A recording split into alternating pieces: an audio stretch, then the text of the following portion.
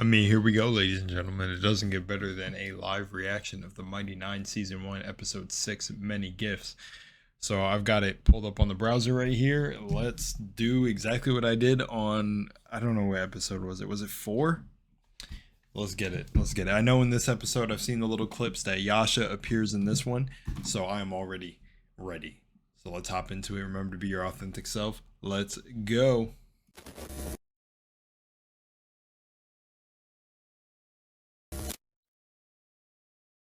Here we go. I need to make sure I'm pausing and stopping the footage, but let's go. Oh yeah. Oh yeah.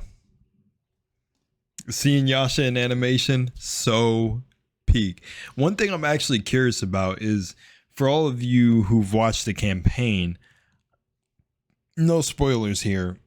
Obviously, throughout the campaign, the Critical Role had their artists change the designs of the clothes that Yasha was wearing. And to me, the way Yasha was depicted at the later levels during the campaign was a lot slimmer but tall.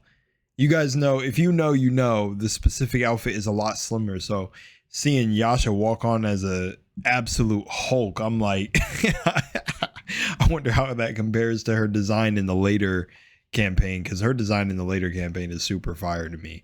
But it feels like she would not fit those clothes at all. Oh my big! He thought he was talking shit. Oh, that was. Oh man, the animators absolutely are just. Oh, the choreography of the scenes is just so beautiful. Oh, that was peak. That was peak. I've got nothing else to say. That was heat. That was sick. Damn, parried his blade and everything. He went in so confident. Score 1 for Team Masculine Women. You're really telling me right now they seen what she did to the captain or the whatever, the camp leader or whatever, I'm not sure what he is, and they thought it was a good idea to approach her? You know what's even crazier? The fact that the fat guy on the horse was even like, oh, it's just a woman. Yeah, who looks like she bench presses you and the horse. Yeah, I don't know. Bad day to wake up him, but well deserved. Yeah, man. I don't know about this army right here. I don't know what, but they were. This was a mandatory battle. Like, she came to collect. I'm not gonna lie, you guys. You have to educate me. Who was this during the campaign? Who was this? Because again, my like limited remembrance of what happened very early on in Yasha's storyline and my hyper fixation on Ford, I can't exactly remember the thing with the symbol on her neck and everything. I do remember she was under some sort of thing, right? And then it was like, I don't want to spoil, but I'm not, you know, well, it's a review video. Why am I always scared of spoiling? Man, oh my gosh, that annoys the shit out of me. I need to leave it alone, because it's like, why would you watch a review video or a short that's obviously talking about the episode anyways? But you know, the stuff to do with the Stormlord wakes her up out of this sort of thing later on in her journey. So I'm just wondering, like, was this the dude that was like under in her mind until the Stormlord came through? Let me know in the comments. Oh my gosh. Oh my gosh. Oh my gosh. Oh my gosh. I sincerely thought her willpower was going to overcome that when she put her sword back on her back. Oh, that was grim. Oh my gosh. Nothing surprises me though. The Mighty Nein is so much darker, which is why I said it made for the best campaign. The best campaign. I mean, we're seeing background before we knew the characters, but like, woof, it definitely fleshes out their character a lot more. Whoa, man, that was dark. That was dark. Not gonna hold you. That got me. The animators are doing a beautiful job, like capturing the crunch. That's horrible. Okay, moving on. And there it is. There is the Tusk Love. a canonically or a canon put smut book. As you see, my mind is already being melted by the smut book. Tusk Love. Oh my gosh. This whole entry to Zadash is pretty cool. There's like, we're getting introduced to the gentleman. That is very cool to see the gentleman in animation. That is so sick. Again, I remember a lot of these important characters, but I just don't remember. I didn't even remember that Molly had a connection to the gentleman. I don't know if that's something that's new, but that's crazy. Everything to do with the gentleman, and I wonder if they're going to keep in the joke that he's like, does he always look wet? Is it like he's always profusely sweating? I can't remember, but oh man, I love this dude. This is awesome to see come to life. Even the smut book. I'm not gonna lie to you guys. My favorite, one of my favorite NPCs so far, in just how the animated is doing it, is Dyron for sure. I love when Dyron appears. I think maybe I have some sort of like special place in my heart for spies, or like, you know, the expositors, because they're like I don't know, they're like elite ninjas, monk shit, cool monk shit. But I also, what I should point out is the colors on this are popping, man. I don't know why the magic in the Mighty Nein feels so, I don't know, it feels so good. And just again, shout out to the animators. But I love when Dyron pops out high key. Oh my gosh, Dyron disappeared on some ninja shit too. Was she rolled a nat 20 twice for the stealth? Like, come on, that was absolutely sick. And again, I love the contrast here of, you know, being, again, what we've seen Caleb do to the Cobalt Soul for the Empire. Though, you know, we, the watcher, know that she can trust him. At least I don't know if they're going to do certain spins on things, but I love how this is playing out. I love the contrast, and just, again, another thing too, I don't know, I'm loving the pace of this. Like, the pace is absolutely amazing. That's just me again, but I just feel like everything feels so meticulously crafted and well put together that I'm like, holy shit, this is like literally fire. It's fucking amazing. So yeah, let's keep going. I knew he was caught, but we're 8 minutes into the episode. Oh shit. No, you guys, this genuinely shocked me. This moment genuinely just blew my mind. Oh shit. I was like, what? Whoa, so sick.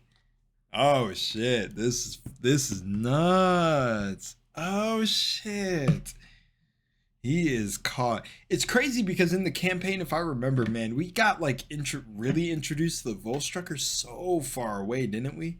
I could be wrong. Guys, again, I'm just going to always point this out. I don't remember it because, again, I hope other people do relate to this. When you're watching the campaign and you're following it for years, I didn't just do that. I didn't watch it when it was live. I think I watched it when it was over.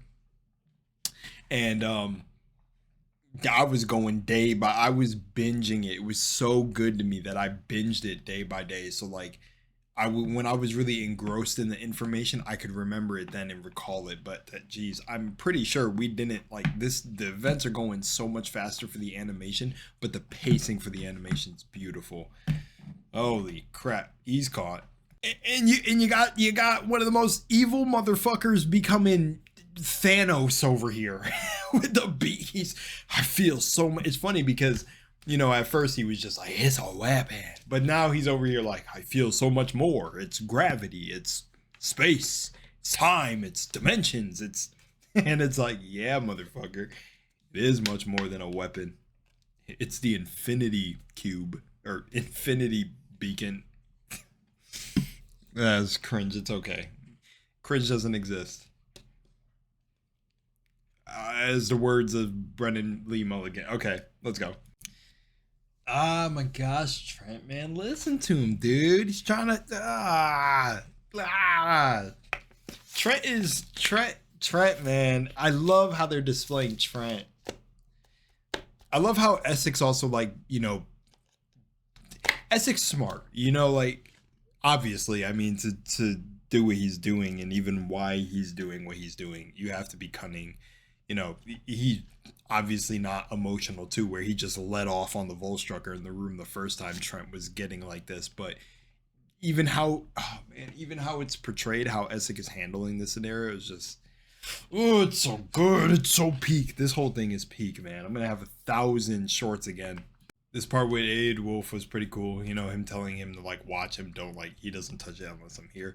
I high key feel like Essek could body a Volstrucker. I don't really remember how powerful exactly like I'm really hoping the episode goes in this direction if Essek, but again, like I just spent time saying Essek was smart, you know, he's probably I forgot why he even needs Trent's mind to sort of like what maybe of course like you know geniuses bouncing off each other like maybe there's something he's not seeing that he needs Trent's madness and that was the reason for this if I'm remembering properly. But also anyways, I'm talking about power levels for a second. I forgot Essek in the campaign is pretty much a Volstrucker, right? I'm trying to use like gauges. Essek could probably like high diff kill a Volstrucker. I don't know though. Like high difficulty. Yeah, I think I'm using that term right. I don't really do power scaling battles, but I'm pretty sure he could high diff a Volstrucker. Pretty sure, right? I don't know. They don't got gravity and fucking. I'm just assuming Essek. I can't really remember what he was able to do during the campaign, but Dunamancy was nuts. All right, let's keep going. The evening nip was the inn, right? Or the tavern, whatever, where the gentleman was. It's just cool to see all this still coming to life. I'm always going to keep mentioning it. Like I said, I was one of the biggest advocates in the past for this becoming an animation. And I said it years ago. Like, I knew the Mighty Nine would be like what I'm seeing, I guess, certain content creators cover on this being one of the like top rated shows on Amazon. I knew it would be. The storytelling, just how D&D and the dice decide everything, blah blah blah. I want to keep this pretty short. It's just it's just amazing, and especially the way they played each character, and each character was very much a part of them. So like, man, I'm not surprised. Anyways, yeah, just want to stop in here and say peak, peak, peak, peak, peak, peak. Oh yeah. Oh, we're popping off like that. Oh yeah. Oh my gosh. This may be a part of a bigger clip, but I had to just jump in here to say, yeah, it's going down. Let's get it. Yeah. And that little smile that was her name Vest? I can't remember. Had yeah. Oh, I love that. That was so clean. He was ready to bang. That's so crazy. He stepped into a binding spell, but he was ready to let off. Yo. They gotta let him have his moment. Oh my gosh, I can't wait to see him go crazy, bro. I forgot how he during the how did it happen? Never mind. You know what? Never mind. But man, good, solid. This is great, amazing. Ah, yes, I do remember this from the campaign. It's funny because later in the campaign, this is when, well, I started to predict certain things. These were like the early stages of how I predicted the ending of Mighty Nine. But I'm not going to say too much about that because for people watching the show, like that's a rabbit hole you can go down if you want. But yeah, cool to see this in person see this animated is very interesting. Oh, that's so cool. The gentleman, and yeah, that's who she was a part, or well, this cat lion woman was a part of the Tomb Takers. Wow. So this is the first time we're seeing one of the Tomb Takers in animation. Oh, oh, if those of you who didn't watch the campaign only knew what is to come, man. Oh my gosh, man. Holy moly. This should just like, you know, light a fire under your ass to actually want to watch the campaign because man, it is crazy. Molly and his multiple lives, man. Very cool to see on the screen. Wow. Not asked him if he needed a wipe. They did keep it consistent that he's a water genasi, so they kept him. They actually, I think he's a water genasi, right, or something like that. He's actually his face. He's actually dripping water and everything, man. Oh, that is so funny. I love that detail. They really kept it.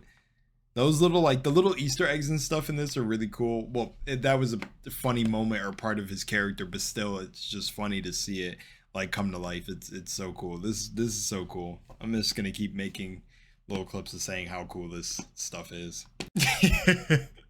The joke between Chester saying, "Look at how pathetic and squishy he is." That's another reference. I know that. I feel like intuitively I'm remembering certain things, or it's just triggering my memory, whatever. That was a joke during the campaign too, because yeah, I mean, he's playing a wizard. I don't know. I'm mentioning these things like I'm a little like a child re-saying the same thing that's being said, but it's just cool to see the little references and Easter eggs and little moments. I love it. This shit is great. This is great. So there's a little bit of spoilers for this one because I could be wrong and I don't know if they're going to change it. I'm not exactly remembering. So just spoilers really quickly.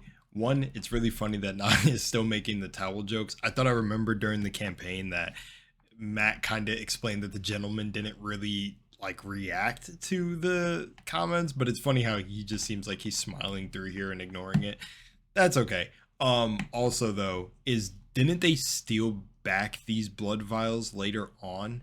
Because that was badass. I think they stole these back, right? And I forgot exactly why he needed the blood, but yeah. Anyways, crazy. It's just cool to see all of this again playing out in animation. It's absolutely insane. It's really cool. But yeah, I had to stop and say that to you. Oh man, this is awesome. Peak. I can't lie. Damn. Got his back to the spikes.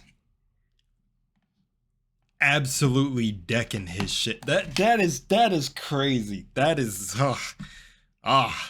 they are really beating the answers out of him. Woo, damn. All right, moving on. Everything with did they name the creature? All right, doesn't matter. Just in case, I don't know if they said his name yet, and I don't want to spoil anybody, but yes, everything with Ford is going to be absolutely highlighted to me. Honestly, it's a long-running joke at this point. I'm not this obsessed with Ford, but honestly, by far, hands down, my favorite character for sure. Now we all look like Caleb. Funny joke, 10 out of 10. Okay, so another thing I just want to point out, I really like the attention to detail with Caleb laying the trap to see if they'll be detected, because I'm pretty sure that happened also during the campaign. So there are a lot of moments that I oddly like remember, like the way they pick the specific moments is pretty dope, pretty cool. Anyways, all right, let's keep going. Oh my gosh, I love okay, so I'm going to say a lot of things very quickly. Love the way they're displaying the beef between Caleb and Beauregard, like the tension, because love it. Also, this too, the relationship between all the characters, man, they're pacing it so well. Also, the animators, I specifically paused it at this scene to get a little bit of a thumbnail, everything done with intention, for a short, and I just like the animators' expressions. Like even in Knott's face, that is such a way to capture like how the characters care about each other, because Bo was already like, she's obviously scared, like why are you sending her, and like this shows like the care between each character or how their relationships build and the expression captured in the face. That's also why I say screw AI, and no, I'm just joking, but and for an animator's purpose, yes.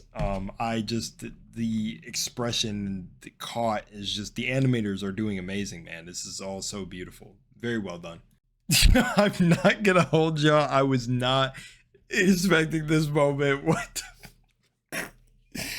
Now, from what I remember from memory, this did go down like this, right? This was a series of bad rolls and stuff like that. I'm pretty sure. Oh, I love how just the way they're.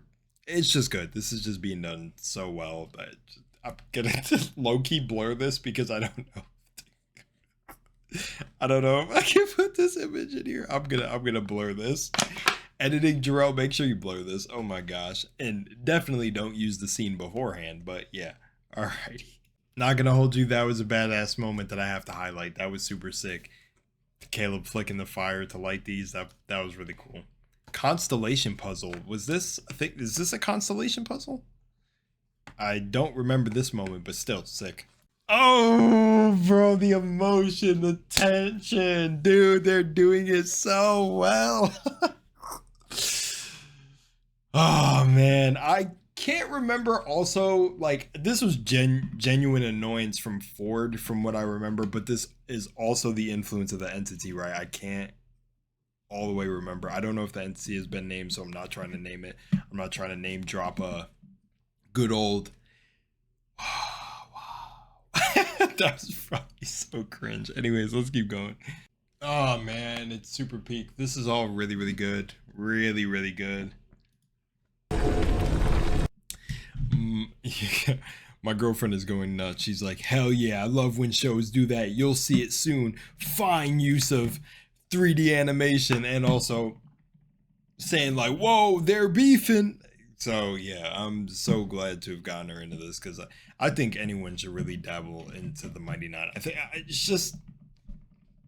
it's some of the best storytelling I've seen in, I don't know, any IP I've witnessed.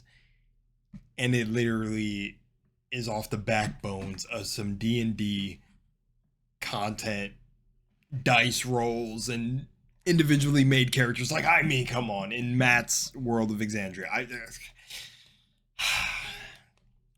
glaze all day, glaze.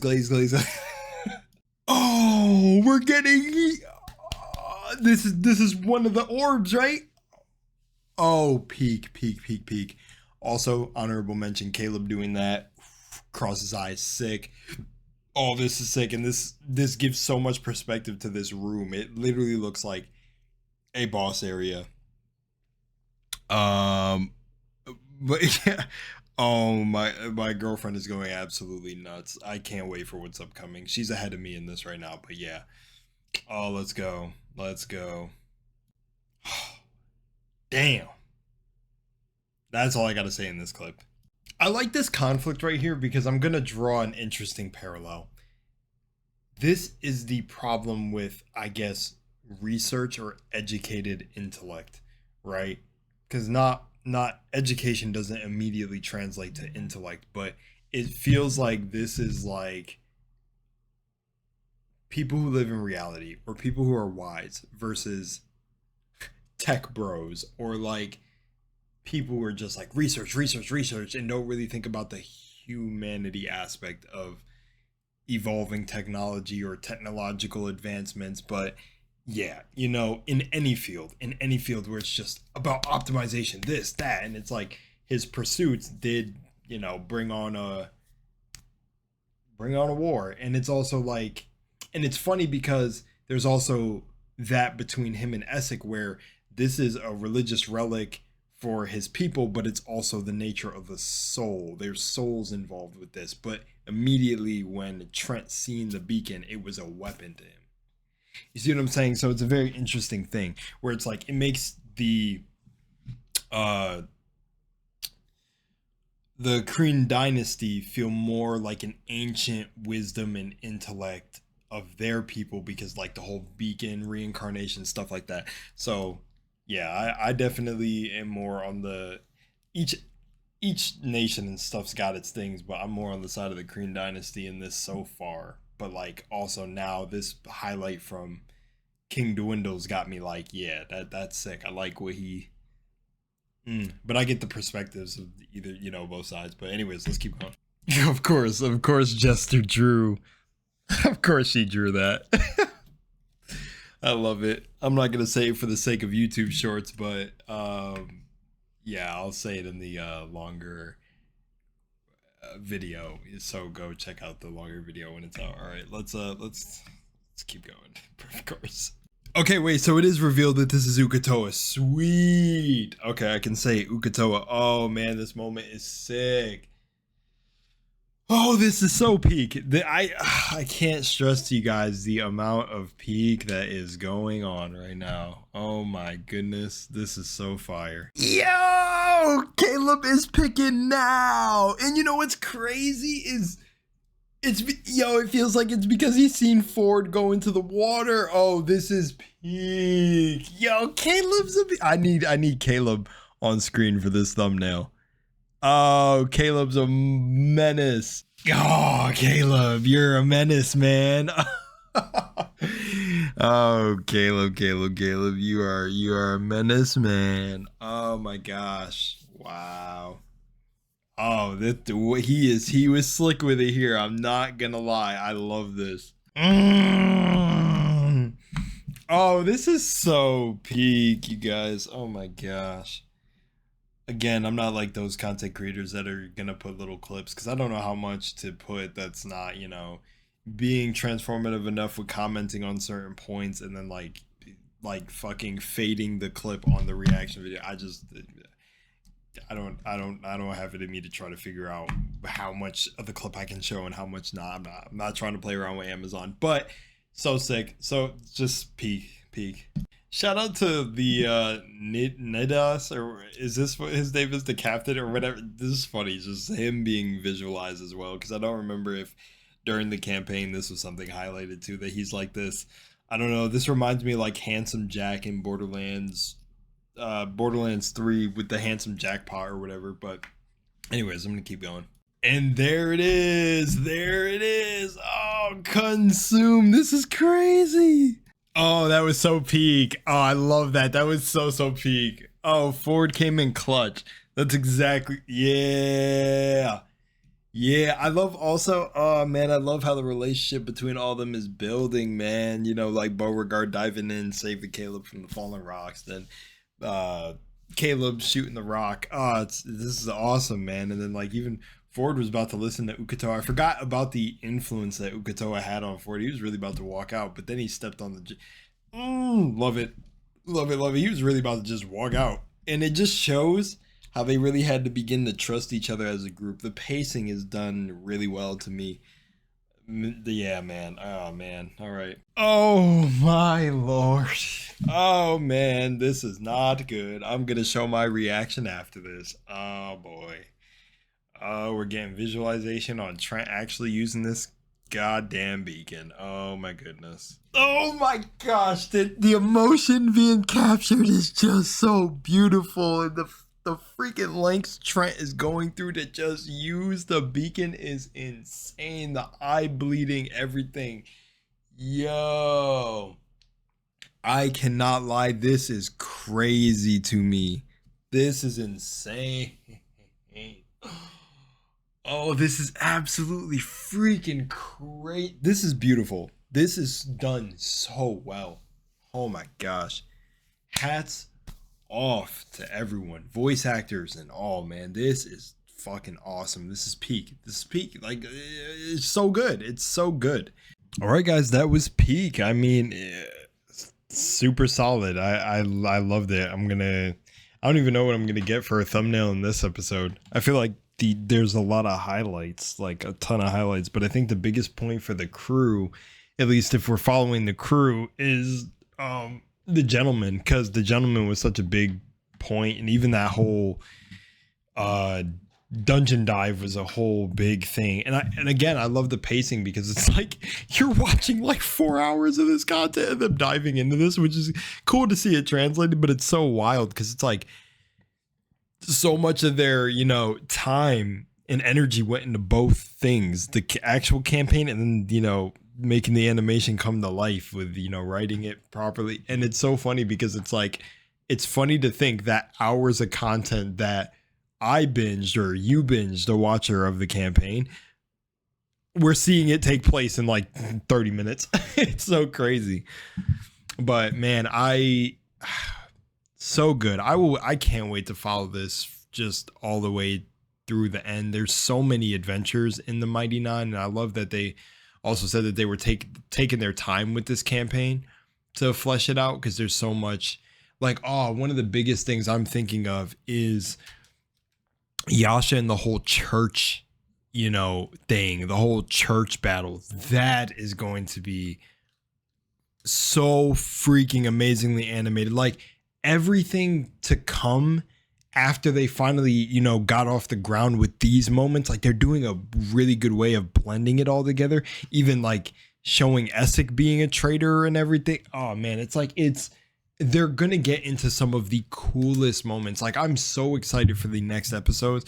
Be prepared to see me going pig, because I know like the final battles we're gonna get into with, you know, Trent and all this stuff is gonna be just absolutely insane. And then Ford's already getting his magical upgrades because the little orb he got like superpowers him. So, you know, I can't wait. And then I'm just thinking about Avantika. Like, guys, I know that watchers of the show are not going to know who Avantika is, so I'm not going to go too much into that. But just those moments are what I'm looking for. Dark Toe is what I'm looking for.